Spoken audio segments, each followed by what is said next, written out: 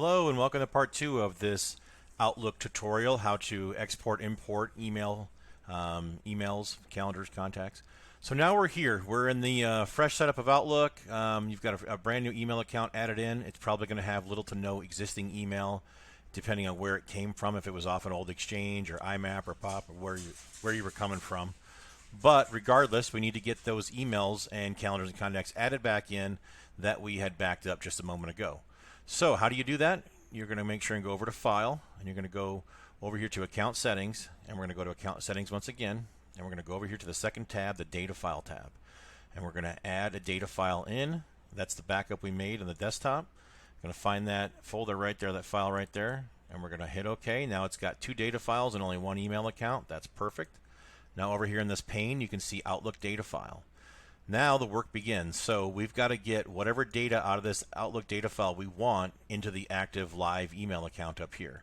So if there's a folder in here, emails in here, you can do a couple things. You can just right click on it and go to copy, go all the way to the top, pick the right where it says the name of the email address right there, the name of the email account, hit OK, and it's going to put it up here. Now it made it a copy because I already had a folder called CCS, and now it's CCS. You can rename these.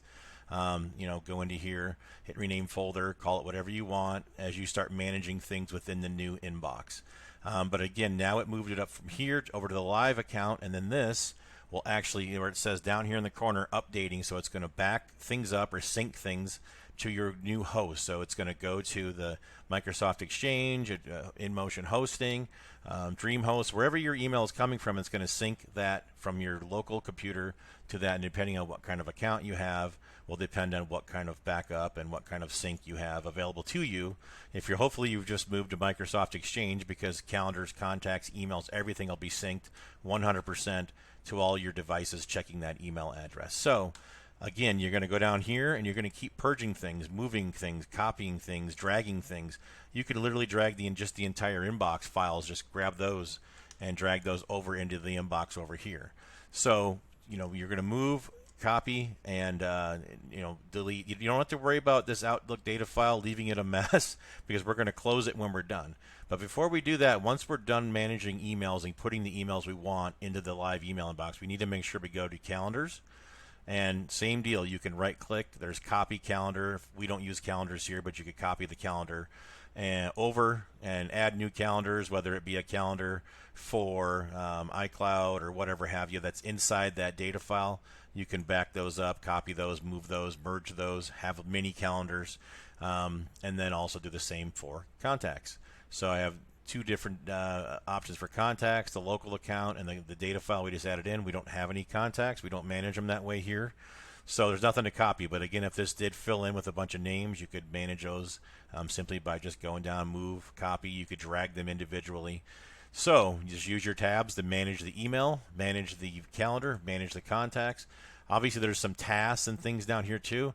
Don't know that many people use those, but if you're one of those who does, it's all kind of the same process as far as right-click and find out what actions you have available to you, whether it's moving, copying, deleting, renaming. And once you are done, once you've got everything you want out of this Outlook data file, all you have to do is right-click and go Close Outlook data file, and it's gone. Now it's not deleted, it's just removed out of Outlook so the person, you or as the user or somebody else doesn't see it. That way there's not a lot of questions about it. A lot of times it leaves more questions than answers as far as what's this, or why is there a duplicate that, or this, that, or the other. But just reassure them you have that backup still on the desktop. You can archive it for future access if you need it. Now the other thing you need to remember too is that this is going to take some time to sync. So if you move a lot of emails and change a lot of things and push a lot of things to your new email account, down here in the corner it says all files are up to date right over here. Yours may say syncing, updating, but it may take minutes to hours depending on what kind of computer you have, how fast of internet connection you have, where you're moving it to, those kind of things. So remember, it may take time, so leave your Outlook open, leave it running so it can synchronize all these changes that you've made. So that's that. Go ahead and watch part 1 again if you need it. This is part 2. Appreciate you paying attention, taking some good notes, and hopefully this works for you. Have a good day.